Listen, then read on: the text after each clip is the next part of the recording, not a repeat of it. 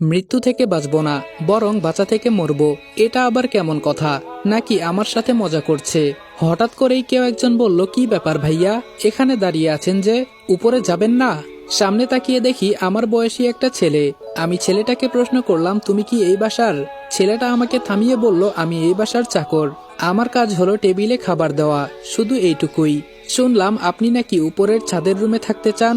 আমি বললাম, কেন? আমি এই কথা বলার পর মনে হচ্ছে সবাই কেমন করে জানি আমার দিকে তাকাচ্ছে। কিছুই তো বুঝলাম না। আচ্ছা, তোমার কি এই সম্পর্কে কিছু জানা আছে নাকি? ছেলেটা হাসি দিয়ে বলল, অনেক কিছুই জানি, যা অনেকেই জানে না। কয়েকদিন থাকো, নিজেই বুঝতে পারবে। বাই দা ওয়ে, আমার নাম সুমন।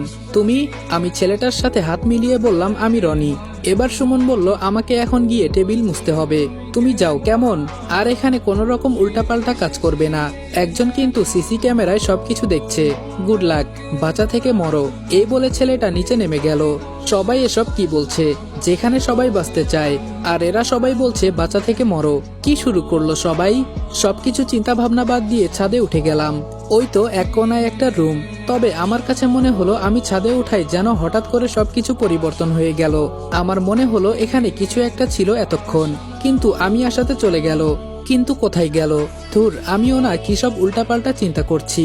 তবে উপরে আকাশটা একদমই পরিষ্কার। মনে হচ্ছে যেন এই উপরের আকাশটা আমি এর আগে কখনো দেখি নাই। কেমন যেন নিস্তেজ একটা পরিবেশ তৈরি হয়েছে এখানে। ভাবলাম আগে রুমটা পরিষ্কার করে ওই মুরব্বী চাচাকে দিয়ে আমার যা কিছু প্রয়োজন আছে তা আনিয়ে নিব। যত সামনে যাচ্ছি ততই যেন আমাকে কে জানি বলছে, এখানে তুমি যাবে না, খুব বিপদ হবে, তুমি আটকে যাবে এখানে। মনে হচ্ছে যেন আজকাল আমি কানেও ভুলভাল শুনি। যেই রুমের দরজা ধাক্কা দিব তখনই কেমন যেন জোরে একটা আওয়াজ এলো। আমি সেদিকে খেয়াল না করে দরজা খুলে দিলাম। আর তখনই কেমন যেন গরম একটা আবহাওয়া বয়ে গেল। মনে হলো যেন কিছুক্ষণের জন্য আমার শরীর জ্বলে যাচ্ছে, এতটা পরিমাণ গরম আবহাওয়া। মুহূর্তের ভেতরে সবকিছু অন্ধকার হয়ে গেল। তাড়াতাড়ি রুম থেকে বের হয়ে ছাদে দাঁড়িয়ে দেখি আশেপাশে সবকিছু এমন অন্ধকার হয়ে গেছে, সামনের কিছুই দেখা যাচ্ছে না। এসব দেখে ভয়ে আমার কলিজার পানি শুকিয়ে গেছে। মনে হচ্ছে যেন আমার দিকে কিছু একটা ছুটে আসছে। ভয়ে আমি চোখ বন্ধ করে ফেললাম। যখন চোখ মেলে তাকালাম তখন তাকিয়ে দেখি সবকিছু একদম নীরব হয়ে গেছে। পরিবেশ আগের থেকে আরো অনেকটাই স্বাভাবিক হয়ে গেছে। কপালে হাত দিয়ে দেখি আমার কপাল থেকে ঘামের বিন্দু বিন্দু ফোঁটা পড়ছে। এবার ভয়ে ভয়ে রুমের দরজা দিয়ে ভেতরে গেলাম, কিন্তু এখন সবকিছু একদম স্বাভাবিক হয়ে গেছে। রুমের চারপাশে কিছু ময়লা জমে আছে। অনেকদিন এখানে কেউ থাকে না, এজন্য হয়তো ময়লা জমে আছে। তবে আমার একটা বিষয় মাথায় ঢুকছে না, একটু আগে এসব কি হলো? আবার মুহূর্তের ভেতরে সবকিছু ঠিক হয়ে গেল। এটা আবার কি হচ্ছে আমার সাথে? ধুর, এসব ফালতু চিন্তা ভাবনা বাদ দিয়ে রুমটা পরিষ্কার করে নেই। যা হওয়ার তা তো হয়েই গেছে। বিশেষ করে আমার ছাদের রুম এজন্য পছন্দ, কারণ যখন ইচ্ছা তখন ছাদে যাওয়া যাবে। মন খারাপ হলে নিচে তাকিয়ে থাকলে আস্তে আস্তে সব ঠিক হয়ে যায়। এজন্য আমার ছাদের রুম বেশি একটা পছন্দ। অনেকক্ষণ হলো রুমটা সম্পূর্ণভাবে পরিষ্কার করলাম, কিন্তু রুমে একপাশে যে একটা বই পড়ে আছে সেটাও আমার নজরে পড়ে নাই। বইটা হাতে নিয়ে গুছিয়ে রেখে দিলাম, সময় হলে দেখব।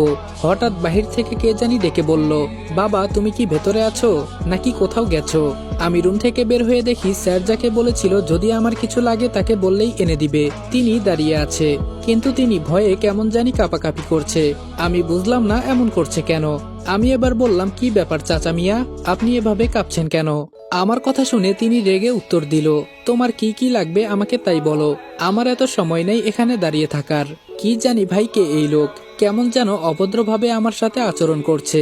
তাই আর কথা না বাড়িয়ে সংক্ষিপ্তভাবে আমার যা কিছু লাগে সুন্দর করে বুঝিয়ে দিলাম। তিনি আমার কথা শুনে বলল, আজকের ভেতরে সবকিছু পেয়ে যাবে, চিন্তা করো না, এখন আমি আসি।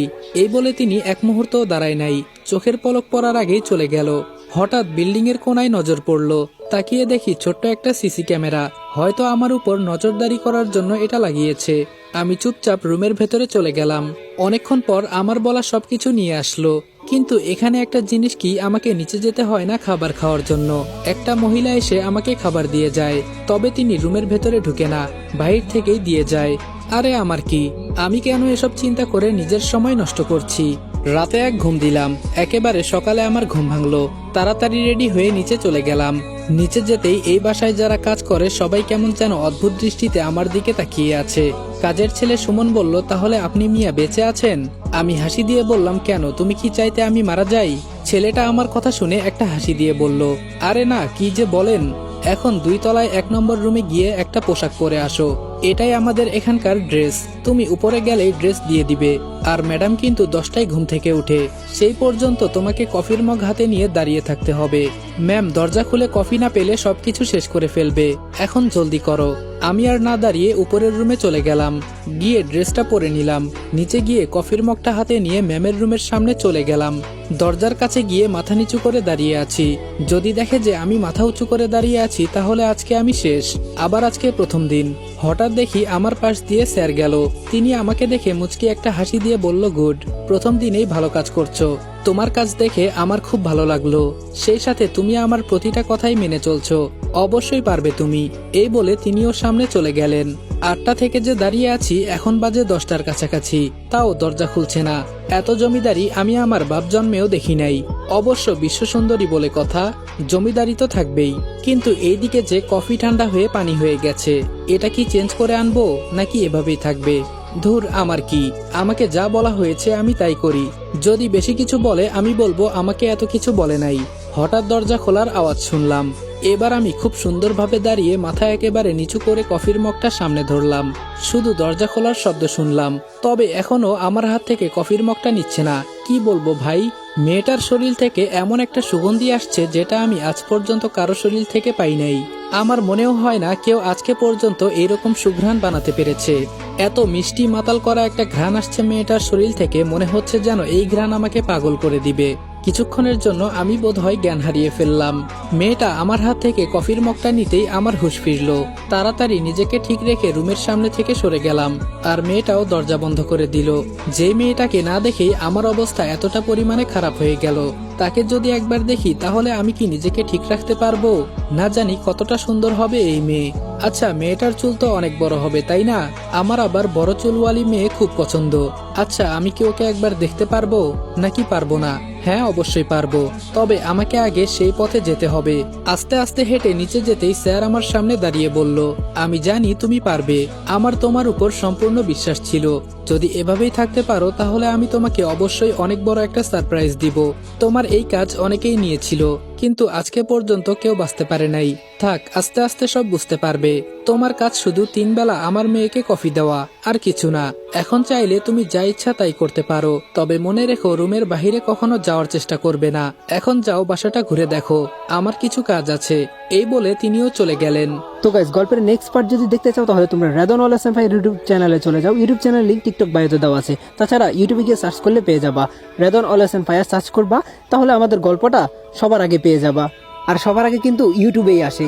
আর টিকটকে যদি নেক্সট পার্ট খুব তাড়াতাড়ি চাও তাহলে 1000 কপি লিঙ্ক করে দাও। আর সম্পূর্ণ গল্প দেখতে হলে এখনই ইউটিউব চ্যানেলে চলে যাও। তো তোমরা এখনই লাইক, কমেন্ট, শেয়ার যা যা করা লাগে তা বেশি বেশি করে দাও। আর আইডিতে যারা নতুন আছো তারা এখনই আইডিটা ফলো করে দাও। তো দেখা হচ্ছে নেক্সট ভিডিওতে। সবাই ভালো থাকো, সুস্থ থাকো, খোদা হাফেজ।